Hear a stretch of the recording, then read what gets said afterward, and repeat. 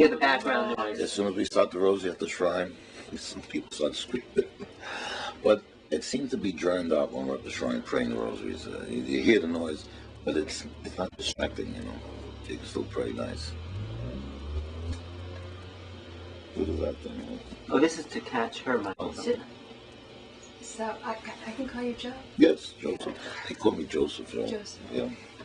That's my name, known as Joseph. Should I hold it? Yeah, hold it. So, Joseph, when you were a little boy, how were you brought up religiously? My mother, like I told you, I was the 18th child. My mother had 13 boys, 5 girls, the last of the children. As younger children, my mother was very religious, and she raised us good, go to church and all this and that. But I was a slow learner, and in fact, I was so slow that my sister, I had to make communion with her, because that's I told her, because I didn't know how to say the act of contrition. I had a slow brain for learning. So then finally I learned it. And then when Our Lady appeared, she taught me how to say the rosary. I used to watch her, she used to pray, and the other beads. How did she appear to you? Oh, it was in October 29, 1945.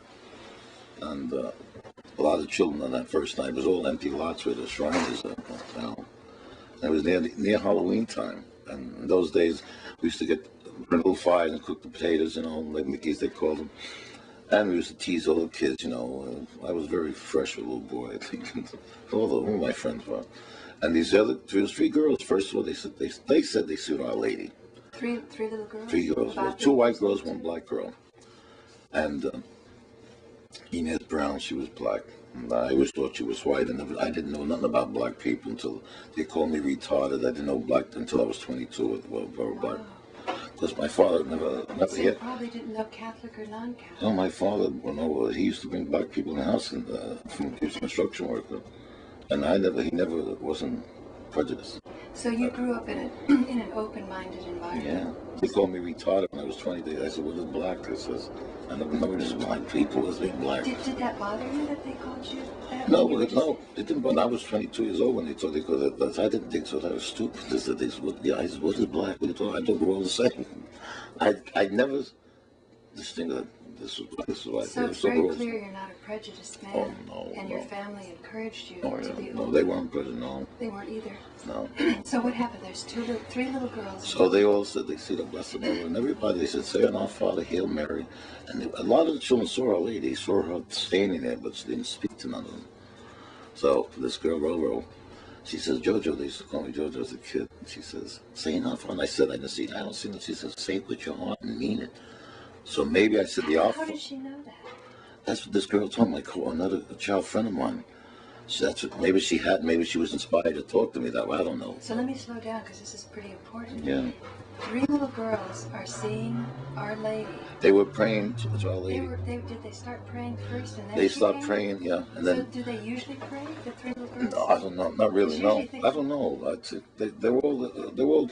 They prayed in their own ways. I imagine. I don't know. In their own ways. Are they Catholic? Or yeah, they were Catholic. Yeah. All of them. I think they were maybe Latin? 2 years younger than I was. I see. I was 9. They were 7.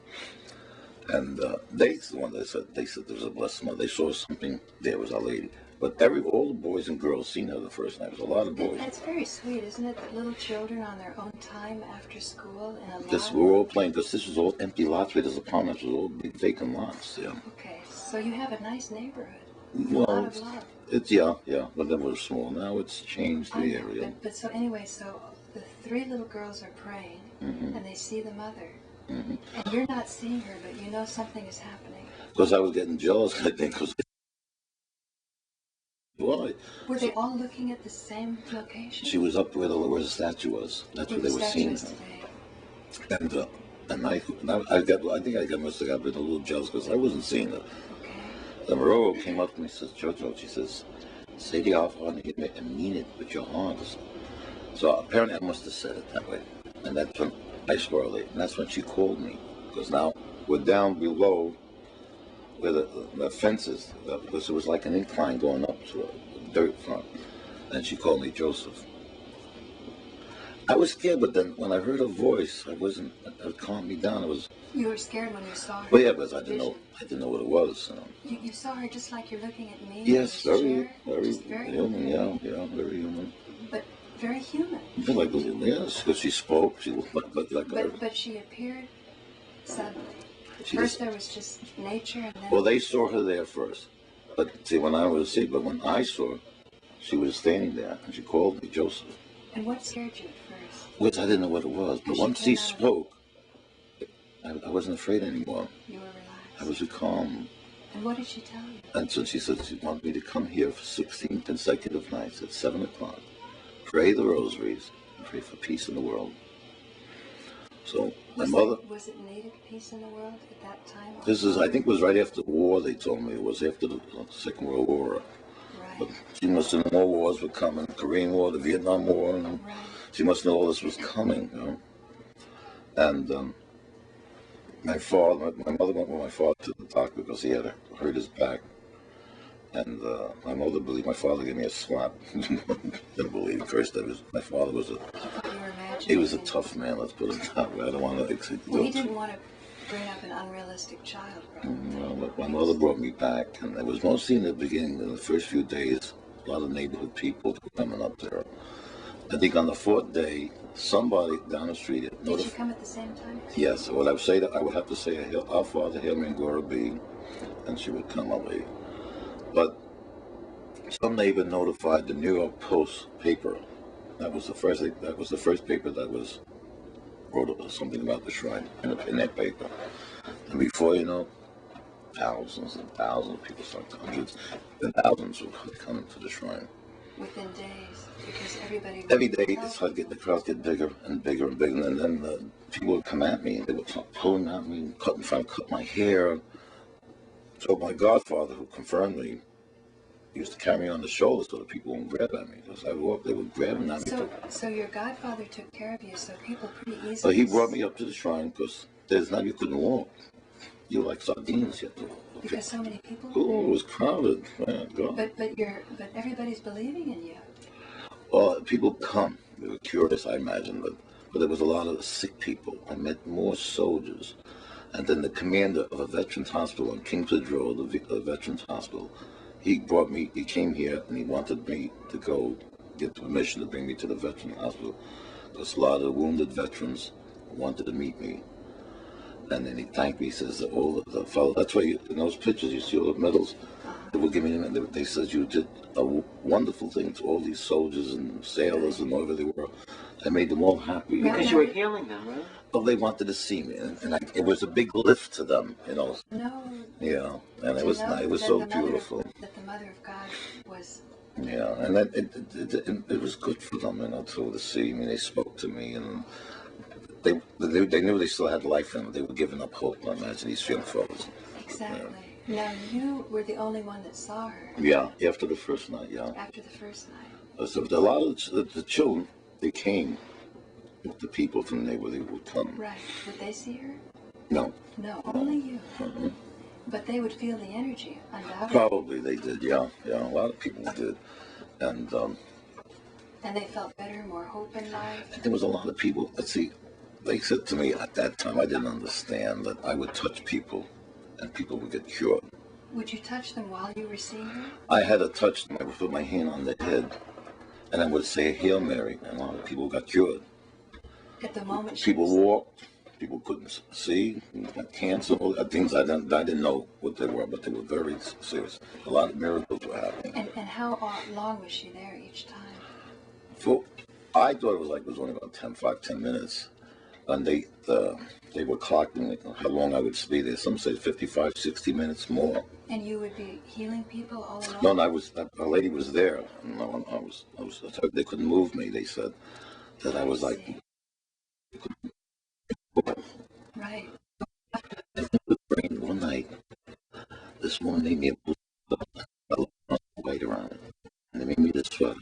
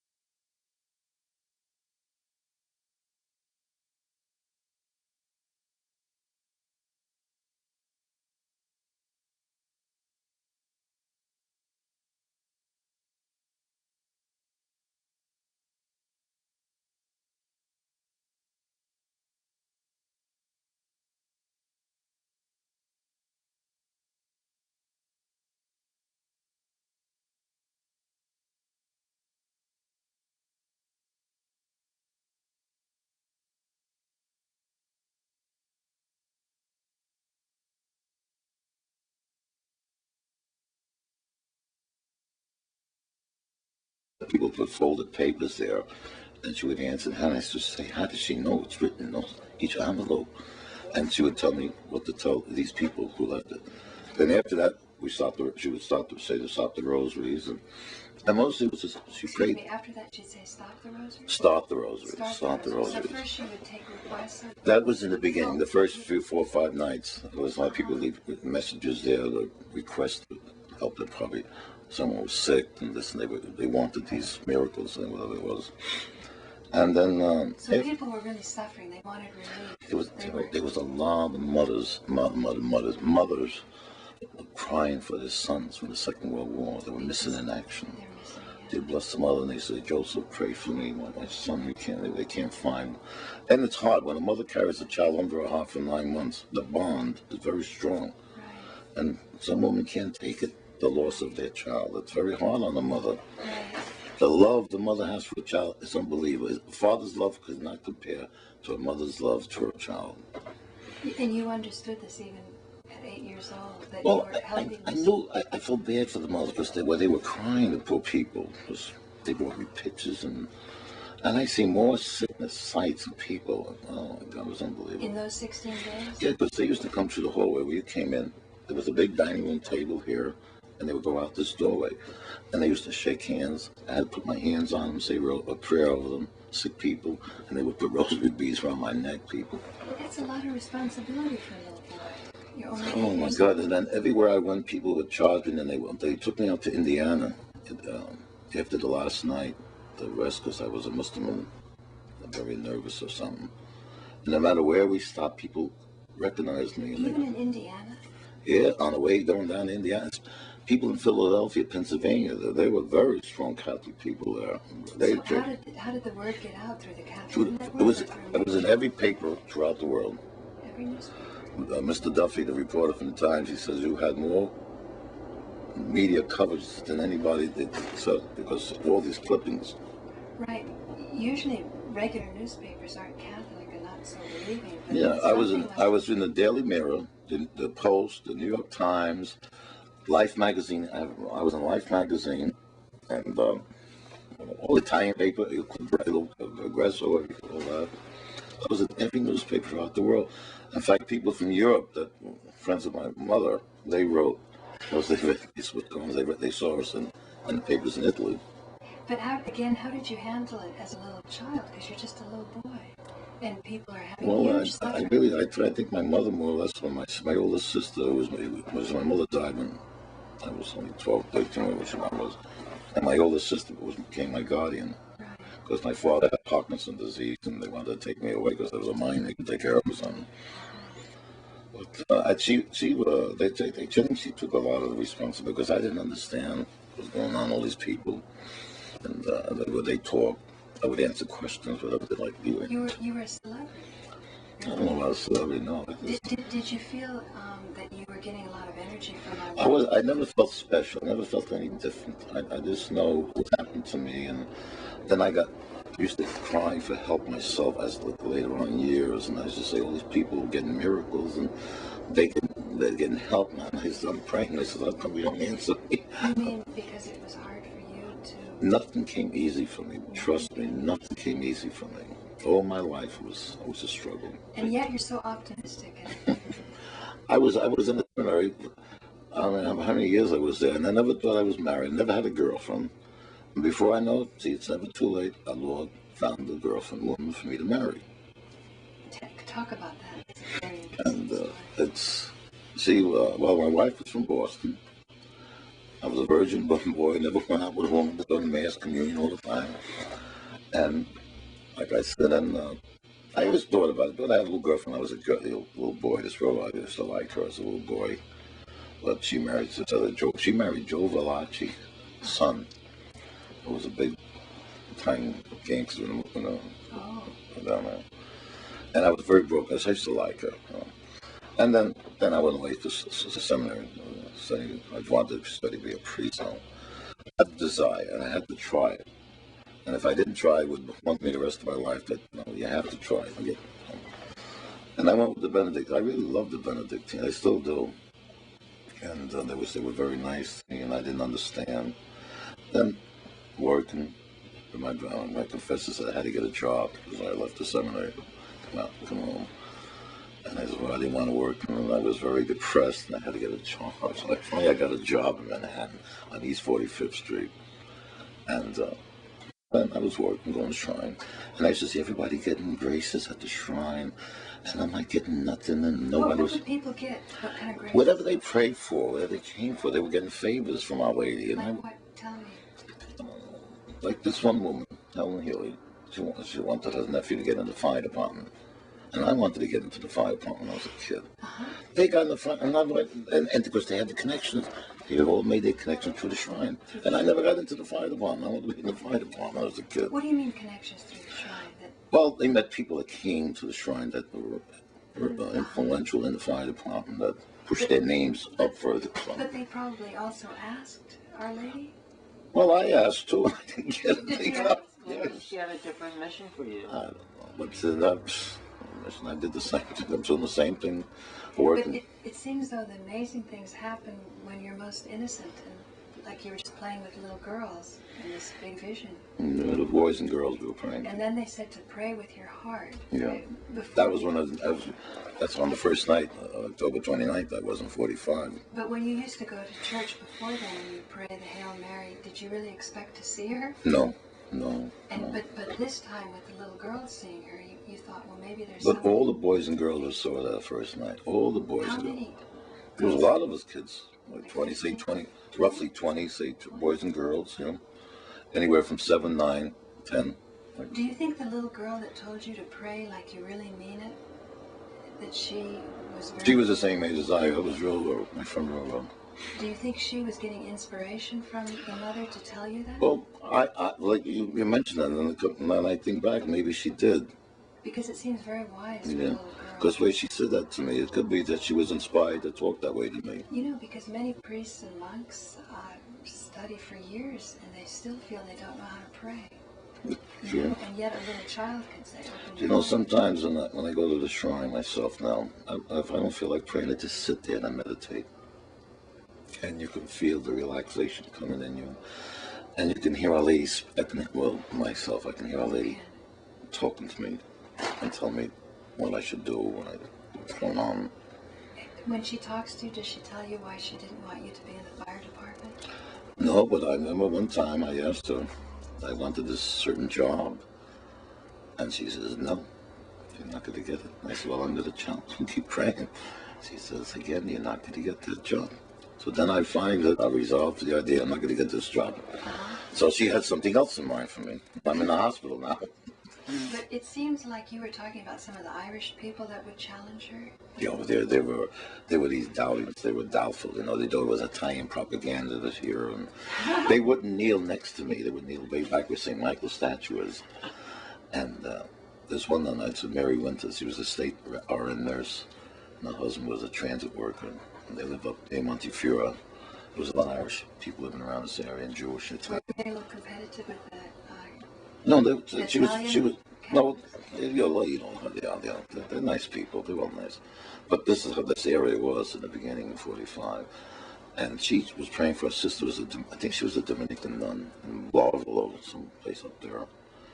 And her sister was got sick. She had cancer or something. And she challenged Our Lady.